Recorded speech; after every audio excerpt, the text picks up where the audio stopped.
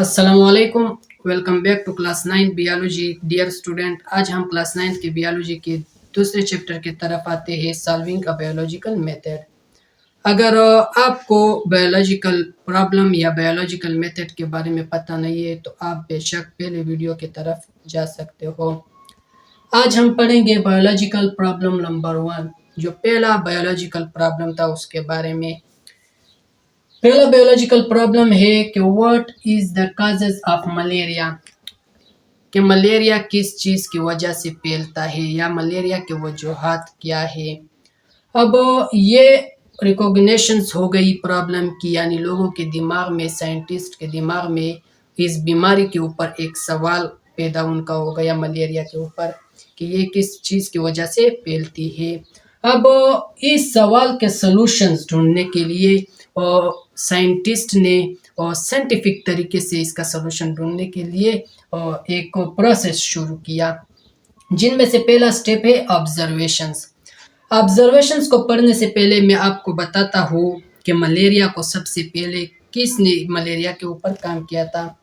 एक 1878 में 1878 में एक फ्रेंच फिजिशियंस थे।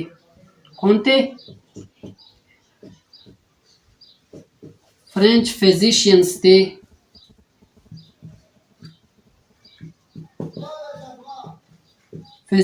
थे। नाम क्या था उसका नाम था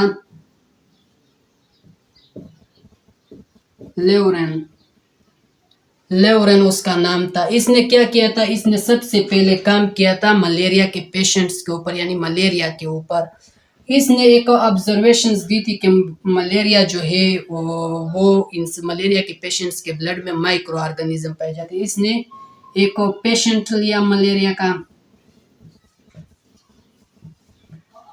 का एक पेशेंट्स लिया।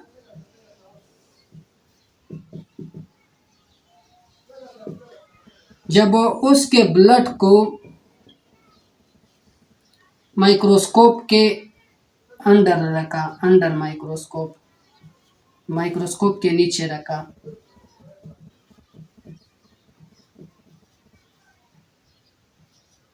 माइक्रोस्कोप के नीचे जब इसने पेशेंट्स का ब्लड रखा, यानी मलेरिया के मरीज का खून रखा, तो उसको पता चला कि मलेरिया के पेशेंट के ब्लड में पैरासाइट पाए जाते हैं। क्या चीज़?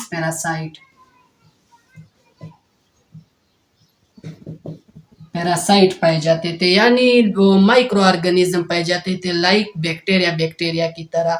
यानी उसको पता चला कि इन पैरासाइट्स की वजह से मलेरिया फैलती है। वो कौन सा ज़माना था? 1878 का ज़माना था, 1878 का ज़माना। फिर बाद में इसको नोबेल प्राइज़ भी मिला, और जब नोबेल प्राइज़ मिला फिर 20वीं सदी में इस पैरासाइट को नाम दिया गया प्लाज्मोडियम का। अब चलते हैं ऑब्जर्वेशंस के तरफ। ऑब्जर्वेशंस 20वीं सदी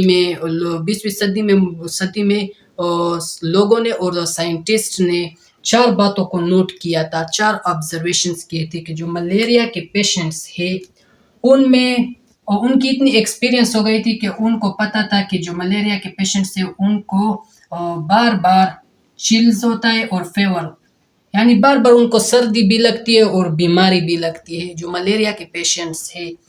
और जो दूसरा उनका ऑब्जर्वेशन था वो था कि मलेरिया के जो डिजीज है वो आम तौर पर किन लोगों को लगती है, यानी किन इलाकों में आम है। जो मार्श एरिया है, मार्श एरिया के अंदर, यानी जितने उसके करीबी लोग रहते हैं उन इलाकों में मलेरिया की डिजीज इतनी नहीं थी, यानी जहाँ पर दलदली इलाका कम हो वहाँ पर ज़्यादा पाए जाते थे। दलदली इलाका किस चीज़ को कहते हैं? यानी वो इलाका जहाँ पर बारिशों का पानी सालों से खड़ा हो, और उसको दलदली इलाका कहते हैं।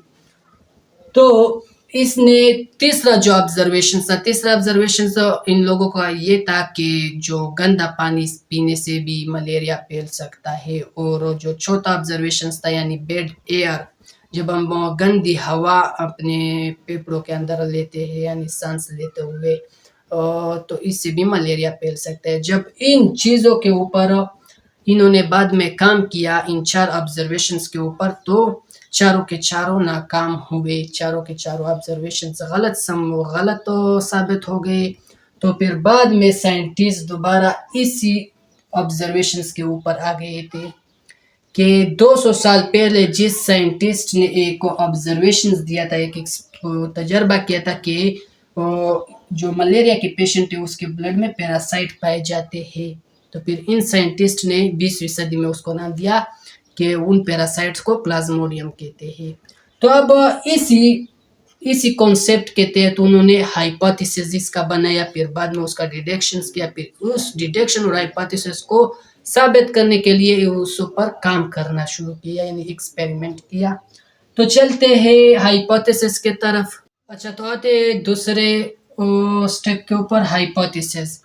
अब जो इनके अपने ऑब्जर्वेशंस थे वो तो गलत साबित हो गए। अब ये जो इस साइंटिस्ट ने 1878 में यानी 1878 में जो ऑब्जर्वेशंस की थी, जो काम किया था एक मलेरिया के पेशेंट्स के ऊपर, इसको अब नोबेल प्राइज भी मिला था उस टाइम में। तो इन्होंने इस ऑब्जर्वेशंस के ऊपर एक हाइपोथेसिस बनाया कि अगर प्लाज्मोडियम की वजह से मलेरिया फैलता है, कि प्लाज्मोडियम की वजह से जो है मलेरिया काज होता है, फैलता है। अब जब इन्होंने ये अंदाज़ा लगाया, ये अंदाज़ा अब इनका गलत भी साबित हो सकता है और सही भी साबित हो सकता है। अब इस अंदाजे को इन्होंने एक स्टेटमेंट के फॉर्म में लिखा कि if plasmodium is caused malaria, कि अगर प्लाज्मोडियम की वजह से मलेरिया फैलता है, then all malaria patients should have plasmodium in their blood, के जितने भी मलेरिया के पेशेंट हैं उनके ब्लड में क्या चीज़ मौजूद होनी चाहिए? प्लाज्मोडियम मौजूद होनी चाहिए। अब इफ और देन जो है ये दो वर्ड्स इस स्टेटमेंट को, जो इस इन्होंने अंदाजा लगाया है हाइपोथेसिस, इसको चैलेंज करता है कि अगर मलेरिया जो है वो प्लाज्मोडियम्स की वजह से फैलता है, तो ये भी होना चाहिए कि तमाम के तमाम जितने भी मलेरिया के पेशेंट्स हैं उनके ब्लड में प्लाज्मोडियम का होना ज़रूरी है। अब इस हाइपोथेसिस और इस डिडक्शंस के ऊपर मज़ीद काम करने के लिए, यानी इसको चेक करने के लिए इसके ऊपर एक्सपेरिमेंट किया गया। चलते हैं चौथे लेवल की तरफ, एक्सपेरिमेंट की तरफ। अच्छा, तो 5वें स्टेप पे आते हैं एक्सपेरिमेंट एंड रिजल्ट। 5वें स्टेप पे आते हैं एक्सपेरिमेंट एंड रिजल्ट। अब जब इन्होंने हाइपोथेसिस और एक स्टेटमेंट यानी डिडक्शंस बनाई, तो उसको सही साबित करने के लिए या उसको गलत साबित करने के लिए, उसको टेस्ट करने के लिए उस पर एक एक्सपेरिमेंट किया गया, उस पर एक काम किया गया। क्या किया गया एक्सपेरिमेंट में? कहते हैं to test the hypothesis.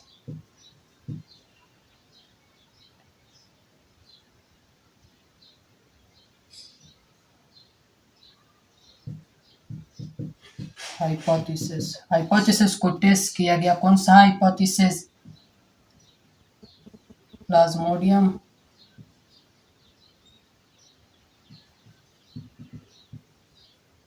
should plasmodium is the cause of malaria.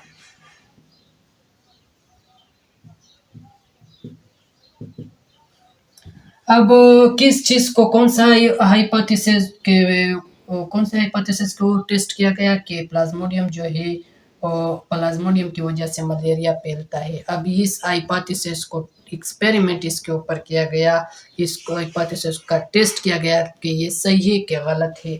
अब साइंटिस्ट ने 2 ग्रुप बनाए थे, 2 ग्रुप एक्सपेरिमेंट यानी इस हाइपोथेसिस को टेस्ट करने के लिए 2 ग्रुप बनाए थे। पहला जो ग्रुप साइंटिस्ट ने बनाया था उसको एक्सपेरिमेंटल ग्रुप कहते हैं, एक्सपेरिमेंटल ग्रुप। Experimental group. और दूसरा जो था, दूसरे को कहते थे कंट्रोल ग्रुप, कंट्रोल ग्रुप। अब एक्सपेरिमेंटल ग्रुप वाले क्या करते थे, ये जो एक्सपेरिमेंटल ग्रुप के ऊपर काम करते थे, इन्होंने 100 मलेरिया पेशेंट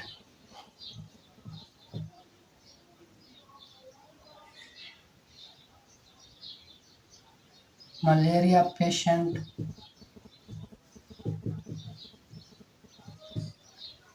100 मलेरिया पेशेंट्स का ब्लड लिया, ब्लड, और फिर इस ब्लड को उन्होंने माइक्रोस्कोप के नीचे रखा, माइक्रोस्कोप के नीचे।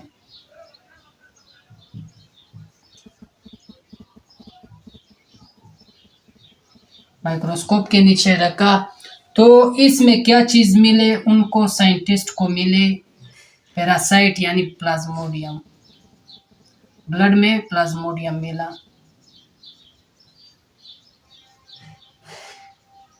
प्लाज्मोडियम मिला। अब ये जो दूसरे ग्रुप वाले थे, कंट्रोल ग्रुप वाले, इन्होंने 100 हेल्थी पर्सन के ब्लड लिए,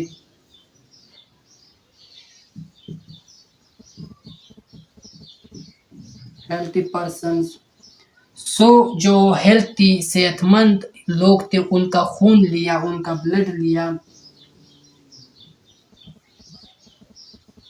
जब उसके ऊपर उन्होंने एक्सपेरिमेंट किया यानी माइक्रोस्कोप के नीचे रखा,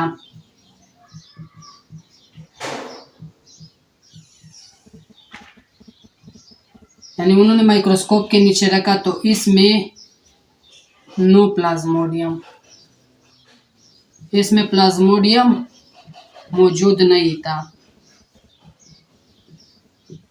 तो इससे ये साबित हो गया, ये हाइपोथेसिस सही निकला, यानी इस प्रॉब्लम का सलूशन निकला कि जो मलेरिया है वो प्लाज्मोडियम की वजह से फैलता है। यानी रिजल्ट में उन्होंने कहा कि जो मलेरिया के पेशेंट्स थे जितने भी थे उनके ब्लड में आप लोगों को प्लाज्मोडियम नजर आएगा, और जो 100 हेल्थी पर्सन थे उनके ब्लड में प्लाज्मोडियम मौजूद नहीं था। इसके बुनियाद पर इन्होंने इसका रिजल्ट तैयार किया तो इस साइंटिस्ट को पता चला कि वाकई ही प्लाज्मोडियम ही वो पैरासाइट है, वो पैथोजन है जिसकी वजह से ये बीमारी फैलती है मलेरिया की। और अब दूसरा जो प्रॉब्लम है कि प्लाज्मोडियम ट्रांसमिट कैसे होता है, इसके बारे में हम अगले लेक्चर में पढ़ेंगे। तब तक के लिए हमें दुआओं में याद रखो, चैनल को सब्सक्राइब करो, वीडियो को लाइक करो। तब तक के लिए अल्लाह हाफिज़।